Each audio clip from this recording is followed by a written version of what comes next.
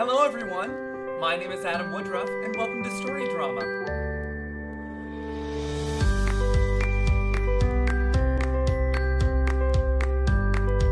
Hi everyone, so for this summer's story drama we will be reading selected chapters from the Wayside School series. If you have not read them, I think after this you're going to want to.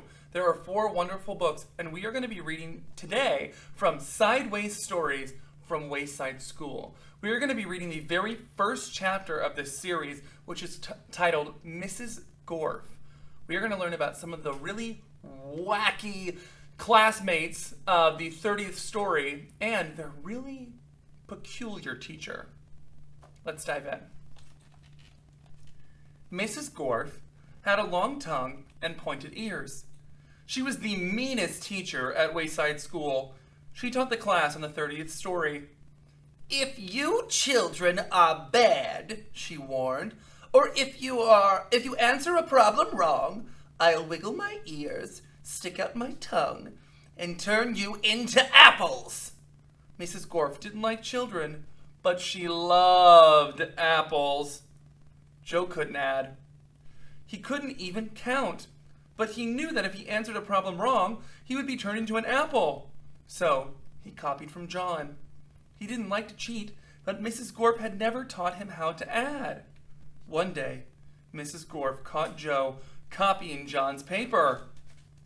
She wiggled her ears, first her right one, then her left. Then she stuck out her tongue and turned Joe into an apple.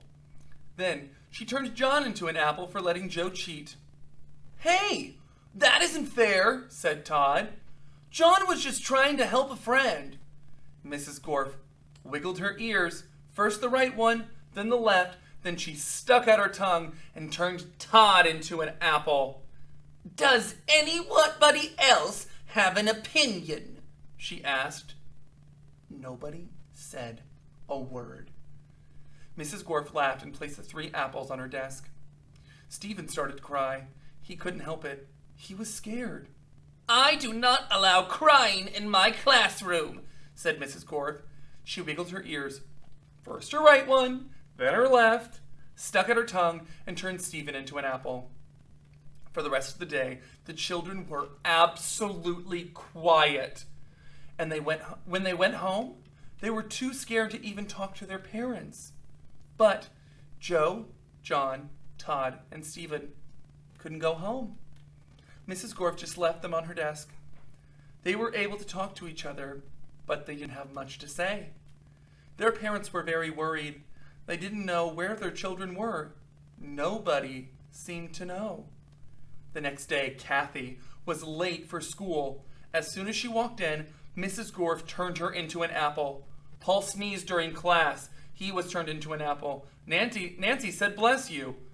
When Paul sneezed, Miss Gorf wiggled her ears, first her right one, then her left, and stuck out her tongue and turned Nancy into an apple.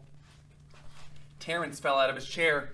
He was turned into an apple. Mauricia tried to run away. She was halfway to the door as Mrs. Gorf's right ear began to wiggle.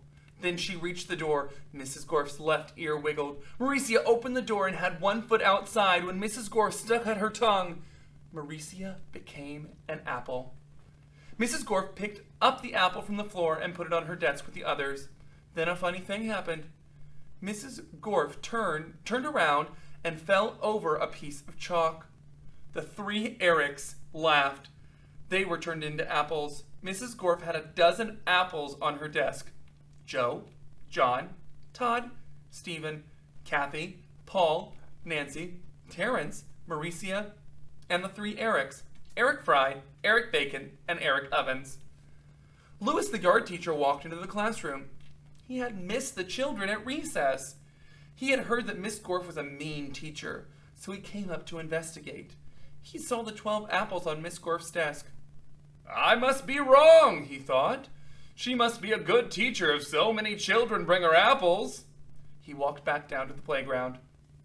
The next day, a dozen more children were turned into apples. Louis, the yard teacher, came back into the room. He saw 24 apples on Miss Gorf's desk. There were only 3 children left in the class. She must be the best teacher in the world, he thought.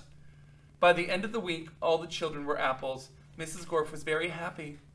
Now I can go home, she said. I don't have to teach anymore. I won't have to walk up 30 flights of stairs ever again. You're not going anywhere, said Todd. He jumped off the desk and bopped Mrs. Gorf on the nose. The rest of the apples followed. Mrs. Gorf fell to the floor. The apples jumped all over her.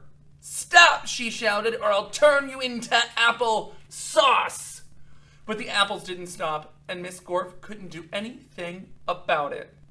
Turn us back into children, Todd demanded. Mrs. Gorf had no choice.